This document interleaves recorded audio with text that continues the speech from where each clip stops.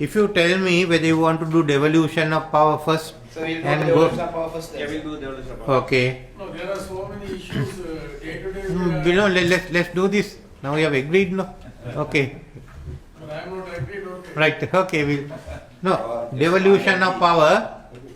We have discussed this in our devolution committee, and we have discussed. I have also informed cabinet. Implementation of the 13th Amendment, constitutional amendment to safeguard full powers of the Provincial Council under List 1, with the exception of police powers, and B, also to include specific functions in List 3 in the Provincial Council list, subject to agreement among political parties in Parliament, because unless you agree, we won't have 2/3.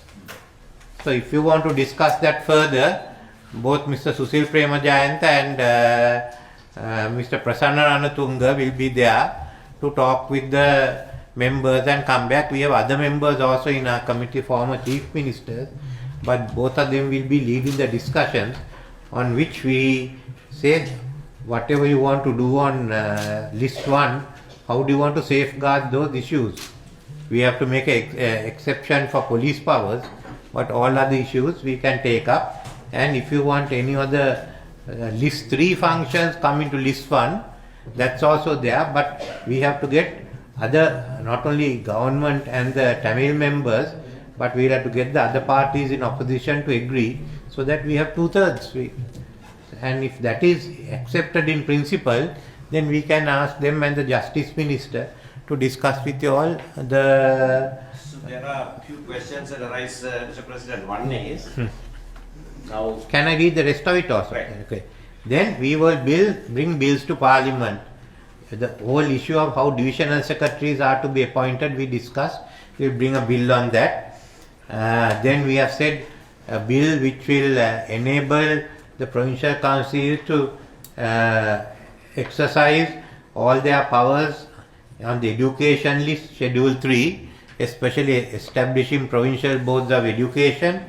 Then also bill to establish provincial boards for vocational and technical training, bill to empower provincial councils to establish universities.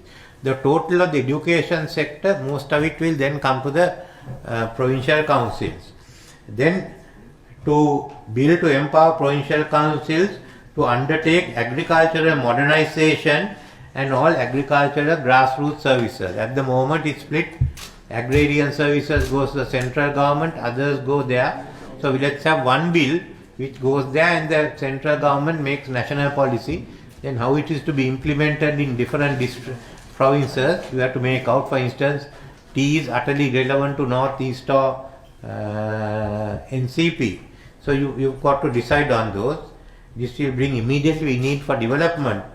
Bill to establish provincial tourism promotion boards. I think each area, and then we should have local committees below that. Then under the Industrialization Act, any industry with over ₹1 million is of national importance, we'll bring it to 250 million rupees. So all the small and medium enterprises will get covered by the provincial councils, and a bill to establish the district development councils.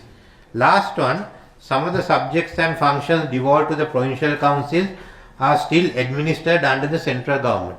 Legislation may be required to ensure that such subjects come under the purview of the provincial councils. That issue, also identifying it, can be done by with the 3 ministers. So that is the first part on the devolution. Second was what are the plans for development. We have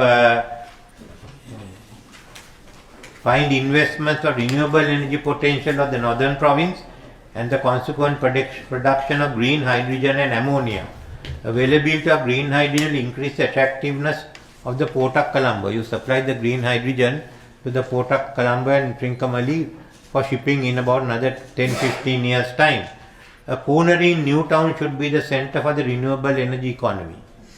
Water for the North program, we have the Poonakarin tank, Rio for Jaffna, the small tanks renewal program.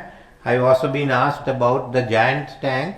I said if we can bring giant tank and Malwa to also into this scheme because the Lower Malwatu is a part of the northern province. These are 10-year plan. Development of the KK Harbour, development of the Vaunia and Palali airports. If Trincomalee develops, we have to also develop the Vaunia airport as a backstop.